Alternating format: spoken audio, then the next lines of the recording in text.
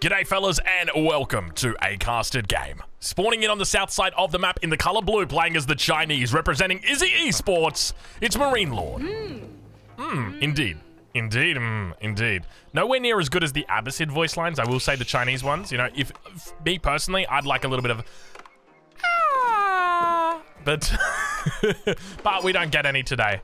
We don't get any today because actually the Abbasid have been banned in this match or in this series. In the north of the map, playing as the Holy Roman Empire in the color red, representing Team GP, we've got Leenock. Ladies and gentlemen, welcome to game number 4 in this series. The score currently sits at 2-1 in favor of Leenock, rather in favor of MarineLord. Leenock actually just won the last game though, so if you didn't have the match spoiled for you yet, well there you go. It's now been spoiled for you. Now I'm going to be taking a look at MarineLord and his opening. Now, one of the things I've talked about before, which I guess I would expect that we will see the pro players do more of as they progress through the meta and they progress through the changes, straggler trees. We don't see pro players taking straggler trees. And you might be looking at the stragglers like, Drongo, what's the straggler got to do with the price of fish? Like, why is that important? It's important because, as we can see right now, MarineLord only just put his first fishing boat in queue. And the reason why is because he forked out 50 wood for a lumber camp. Now, why is it so important to get the first fishing boat out? Because as soon as the first fishing boat is out on your deep water fish right here, it's collecting. And that means you're going to be able to start supplementing your food income as soon as possible. Now, it might seem like that's a big deal just going off the stragglers here. Like, that's a long distance to walk. But hold on a minute. Look how long these villagers are walking already. If we take a look at this tree that's already being chopped at right now. So the first one's been chopped through, but look at this one right here. It's actually the same distance as it is from the town center to this. Might be a little bit shorter, but the reality is these trees are great trees, very close to the town center. And I would expect that we start seeing players look to take these very early on so that they can do this.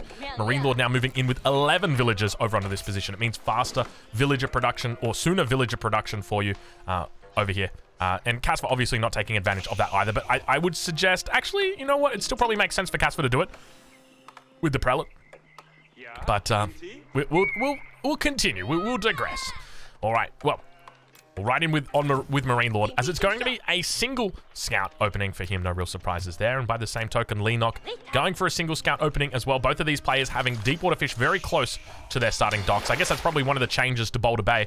If you haven't seen it already, Boulder Bay, the map has been updated. It used to be a very long, let's just go with, it used to be long, but now it's a little stubby guy, but that's all right. You know what? It's not about your size. It's about how you use it, right, fellas? And that's exactly it. In the new water, I mean, it is exactly how you use it. And the water has changed significantly, not just physically, but also mentally. You can see that we've got 3 new ships that all are available to you in the second age. So what it means is that you've got a more diverse battle. You don't just have the French making hulks in the second age and that's it. You've actually got different ships coming out, a little bit more variety, and that feels good. It feels really good. All right, well, at the moment, it looks like MarineLord is going to be picking up his gold from the lumber camp with the Imperial Official.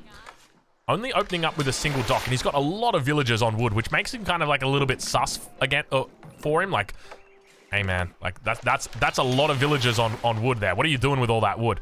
I was theorizing about a potential second dock that you could open with the Chinese, but I think at the moment with the way that the meta is on water, it's probably a little bit too slow. Even if you go for a second dock, like sure, it's going to be good, and because you're going to end up making a second dock anyway, so it kind of makes sense to try and get a second dock as soon as possible so you can start leveraging that fishing bonus. But I think it's just too much of an investment in the early stage of the game, unfortunately, and just not viable.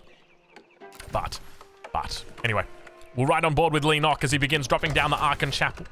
This one's going up with 6 villagers at the moment, so expected to be up around that 5-minute mark, so a very, very good time here for him. He continues adding in the second dock, and you would expect that on the defensive here, he probably looks to play into... I guess we've mainly seen people just doing sort of galleys with the explosive ships to deal with any of the hulks that come out. So they'll try and mass up a whole bunch of galleys and then use the explosive ships to deal with the hulks, to deal with the docks. So that's what I would expect to come out, but I guess my one concern is maybe Leenock isn't that prepared on water. I've seen a lot of the top-level players, Casvar, Beastie, MarineLord, all preparing quite heavily on water maps, so I would expect that they would be, you know, up to date with what to do when it comes to the water. But I haven't really seen too many recorded games or casted, or rather just any games at all from Leenock. In fact, when I contacted Leenock for this, he accepted it. And I didn't realize that he hadn't yet played on the pup. He didn't really know what the new civs did. He didn't know anything about them. So it was, look, I'm impressed that he's managed to pull out one victory so far. Let's just put it that way. Age ups now come through for Leenock in the north of the map. Arkan Chapel immediately filled up with that prelate. We can see. Let's give this one a bit of a rating. Oh, it's not a, this ain't bad. This is a pretty decent Arkan Chapel, actually. I'm gonna put this one, oh gosh, this is actually pretty decent. He's got the stone as well right next to it. I'm gonna go with an 8.5. I feel like a lot of Arkan Chapels are 8.5. It could be a little bit better, but that's an absolute banger right there. Hits everything that you want. The only thing it misses is the berries, but that's too bad. So it's gonna be a junk opening with a war junk from MarineLord. So looking to try and get out on the open ocean. We see from Leenock is gonna be Galley and Hulk.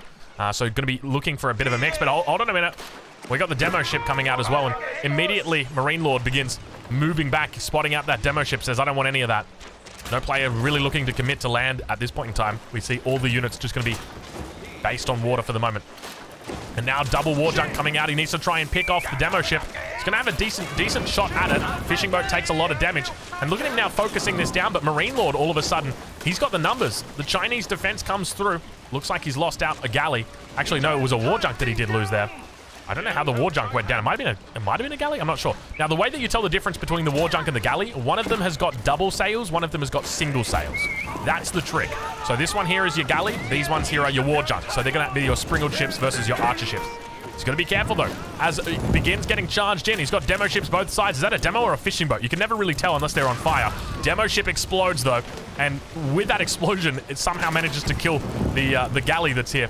Hulk up against the war junks, and he's got to be careful to try and defend this position. Looking good, looking solid. And whoa, it's a nice little dodge there. Beautiful little dodge from Leenock. Leenock dodging left, dodging right. And unfortunately, you can't dodge those, Leenock. Gets sent back to the pavilion at the bottom of the sea. And MarineLord looks to bolster his position on the ocean. Up about 4 villages at the moment. The third dock now coming out from Leenock. Beautiful little position that he had there. And the question is, who's going to add the first additional TC? That's the question I want to ask. We don't see stone being taken yet, at least not for either player. And now MarineLord going to be adding in a wheelbarrow.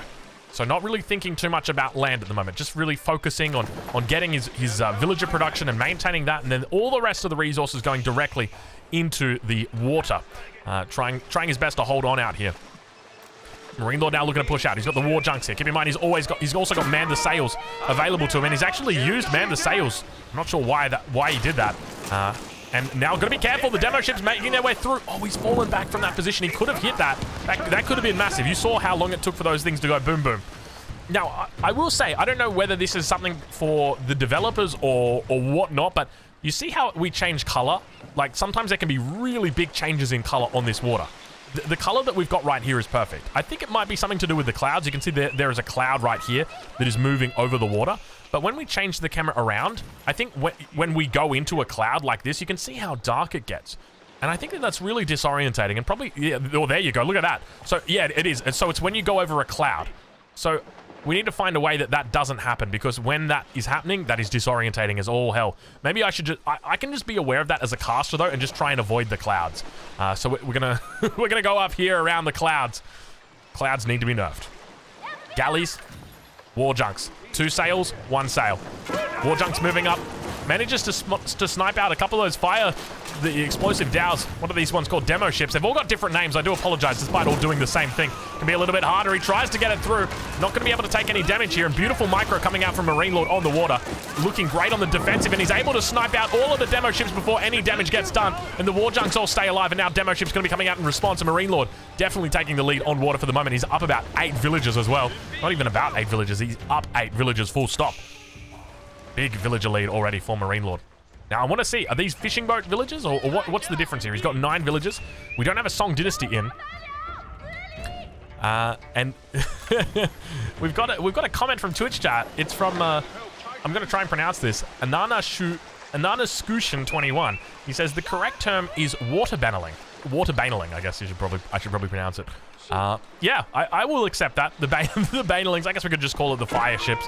But yeah, I'll accept the water banelings. Look at the water banelings coming in from the north. He's just doing such a good job to pick them off, though. Look at MarineLord, the way that he does it. 2 shots to take them down. And no! Oh, my Lord, it manages to make its way through. Look at the damage. 2 of the border banelings get through, and all of the Marines go down. Wait, Drongo, what game are you casting? What game are you casting? But you can really see when it comes to, like, the water mechanics, how careful you must be with those fire ships. The demolition ships, I gotta be honest with you guys, those things go boom really loudly. They blast ass. It is a difficult spot for MarineLord now. And still that scout gonna call out. Fortunately gonna get taken out. Thank the Lords. Good night. Good night, loud scout. Get out of here. All right, well, the demo ship's now continuing to come out here for MarineLord.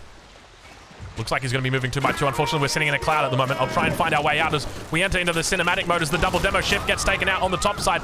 Continuing to try and escape away from this position. It looks like he's able to avoid it. He's going in on just a single galley for the moment. So demo ship's not gaining a lot of value. MarineLord looking like he's probably going to win the water at this point. And good game gets called. Leenock going to be tapping out here in this 4th game in the series, realizing he can't win the water and just deciding, you know what? I'm not even going to try for a fast castle. I'm not going to try for a fast Imperial. I'm just going to leave that game. So game 4 going to be heading the way of MarineLord, clapping back in this game and taking us to match point. Keep in mind, this is a best of 7 series, which means that the first player to 4 points is going to be victorious. We have a look at that villager count, and it looks even, but remember, it doesn't include fishing boats on this statistic.